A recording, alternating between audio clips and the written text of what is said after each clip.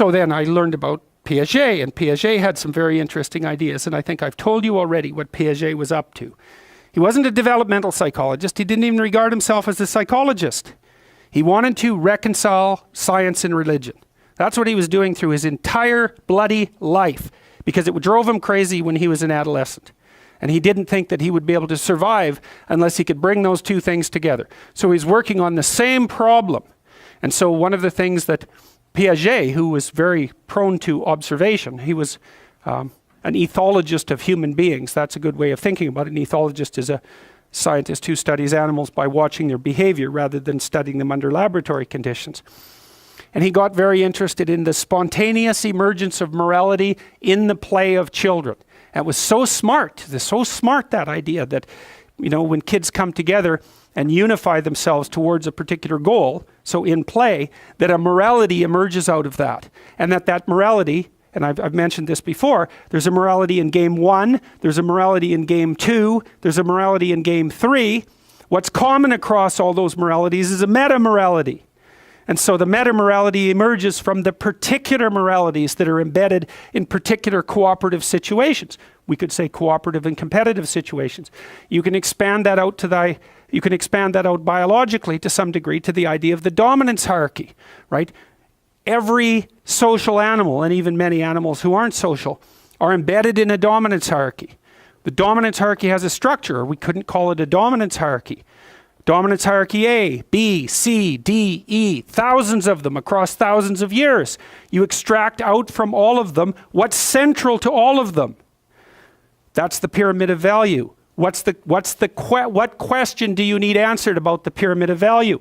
What's at the top? Because that's the ideal. That's the eye at the top of the pyramid, or the golden Buddha in the lotus. It's the same thing. It's the same thing as the crucifix, paradoxically enough. And it has to do with something like the voluntary acceptance and therefore transcendence of suffering. It's something like that. These are not arbitrary ideas. They're deeply, that's my case anyways, they're deeply, deeply, deeply rooted in biology and culture. They're as deeply rooted in biology as the dominance hierarchy is rooted in biology. And we already know the answer to that. The dominance hierarchy has been around for 350 million years. It's a long time. You don't get to just brush that off and say, well, morality is some sort of second order cognitive problem. It's like, no, it's not. I mean, I can tell you something about its instantiation in your nervous system. You have a counter at the bottom of your brain that keeps track of where you are in terms of your status. And it bloody well regulates the sensitivity of your emotions. So if you're at the bottom of the hierarchy, barely clinging on to the world, everything overwhelms you. And that's because you're damn near dead. And so everything should overwhelm you. You've got no extra resources. Any more threat, you're sunk. So you become extremely sensitive to negative emotion and maybe also impulsive, so that you grab while the grabbing's good. And if you're nearer the top in the dominance hierarchy and your counter tells you that, then your serotonin levels go up, you're less sensitive to negative emotion, you're less impulsive, you live longer, like everything works in your favor. Your immune system functions better, and you're oriented at least to some degree towards the medium and long-term future. And you can afford that because all hell isn't breaking loose around you all the time. And so then the question is there a way of being that increases the probability that you're going to move up dominance hierarchies? Well, that doesn't seem to be a particularly provocative proposition, unless you think that it's completely arbitrary and random, and that you can think that if you want, but I don't think there's any evidence for that whatsoever. I mean, we certainly have, even for sexual selection, we impose criteria. They're not random and arbitrary. So, okay, so back to Jung. So what was Jung trying to do? Well, he was trying to see, Jung believed that once we had stopped populating the cosmos with gods, that they went inside. That's a good way of thinking. Well, think about it this way. You know, an archaic person looks at the sky and uses his imagination to populate the sky. What's the sky? Well, it's the constellations. It's the domain of the gods. Well, why? Well, because the gods are what are out there beyond your understanding. Well, that's what you see when you look up at the sky. So you populate the night sky with figures of your imagination. So the gods are the things that you broadcast out of your imagination and see spread over the world. It's like the contents of your unconscious are manifesting themselves when you encounter the unknown. It's exactly what it is. That's exactly how else could it be, right? You're projecting your fantasy onto what you don't understand. That's how you start to cope with what you don't understand. You populate the unknown with deities. Where did they come from? They came from your imagination. Well, what happens when you take them out of the world? Do they disappear? No. They just go back into your imagination. So that's where Jung dug down to find them. That's the same motif as rescuing your dead father or rescuing your father from the belly of the whale. It's the same idea, is that the corpses of the gods inhabit your imagination. So where do you go if you need to revivify them? You go into your imagination. And that's exactly what Jung did. And I mean, this is no secret. If you read Jung, he tells you that's what he did. He tells you that's why he did it. It's not an interpretation on my part. Well, so then the question is, what's down there? Is it just mess and catastrophe? Or is there something in it that's patterned? Well, Jung's proposition was that you rediscover the great archetypes that guide human being by investigating the structure of your imagination. When he thought about the imagination in some sense, at least in part, as a manifestation of your biology. Well, yes, what else would it be? You know, when I told you that story about my nephew, I believe, right, about him running around as a knight and then going off to have a combat with the dwarves and the dragons. It's like, well, where did that come from? Well, partly it came from his culture, right? Because he was a knight, and so obviously that's a cultural construct. But the thing is that his imagination it's this structure that's looking for things to fill itself with, just like your predisposition to language. You have a predisposition to language. What is that? We don't know. What does it do? It looks for things in the world to fill itself with, right? And if you first of all, when you start to learn how to speak, you babble every phoneme. Did you know that? If I was learning to speak an Asian language, there would be phonemes I couldn't pronounce and vice versa. An infant, all of them, they babble all the phonemes. And then as they start to learn the language, they lose the ability to say a bunch of them and only retain the ones that are relevant to that language. So a baby babbles all possible languages. That's a way of thinking about it. And then loses the ability. So that's you can see there. So you could say, well, you manifest the potential to be possessed by the set of all possible archetypes. It's built into your biology.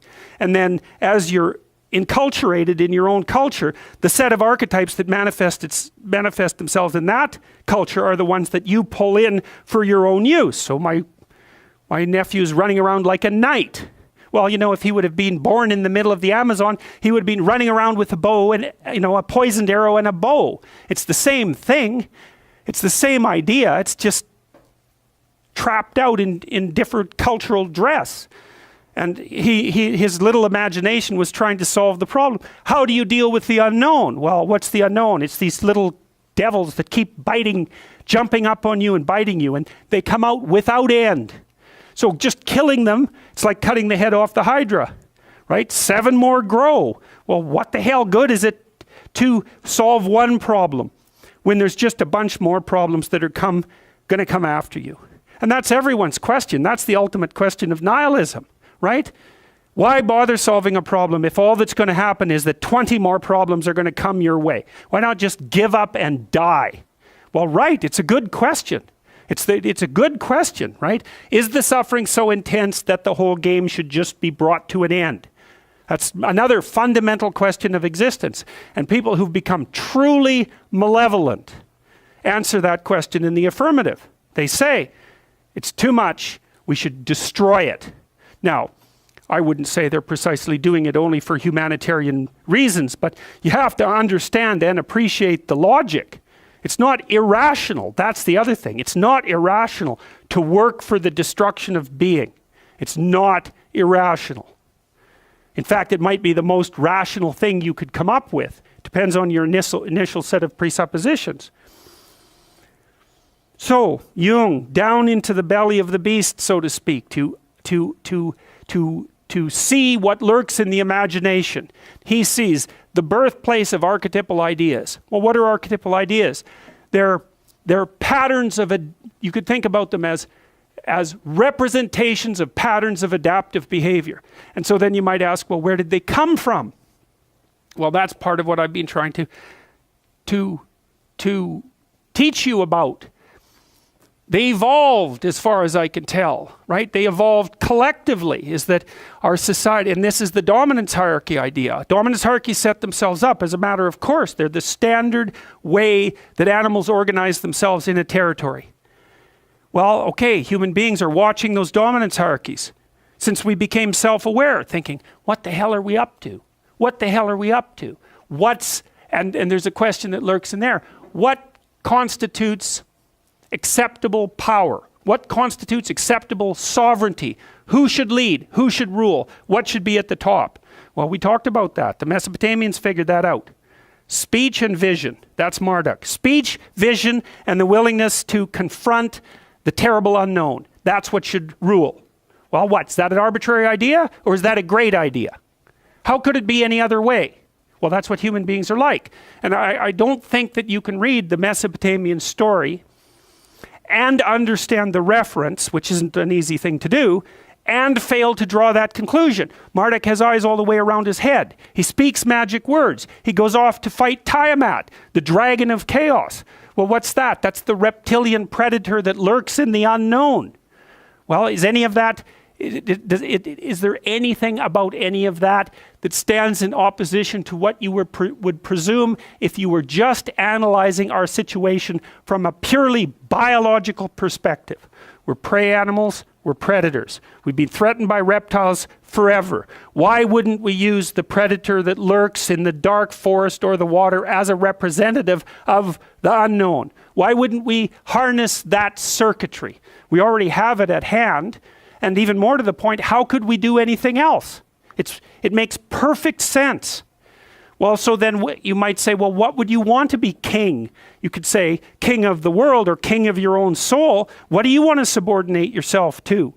How about your heroic willingness to encounter the unknown and articulate it and share that with people? There's no nobler vision than that. And I don't see that it's merely arbitrary. And it's not merely arbitrary too, because if you do that, to the degree that you do that, assuming your society isn't entirely corrupt, you will be successful. It will actually aid you practically. You'll rise up above men. You'll be selected by women. You'll be admirable. You'll be valued. And you know that because if you look at the people that you admire and value, again, unless you've taken a detour into dark places and are possessed with admiration for people who are working for malevolent purposes and for destruction. You just have to watch the people that you admire and try to figure out what's common across them and draw your own conclusions. And you can ask yourself too, when you're torturing yourself with your conscience because you're not doing what you should be and you know it, what is it that you're torturing yourself in relationship to? You have a vision of your own ideal and you torment yourself if you're not matching it. What's the ideal? Well, you don't know, right? It's kind of incoherent and poorly articulated, but that doesn't mean it isn't trying to manifest itself and make itself known to you. It's really the purpose of religious education is to make that ideal articulated.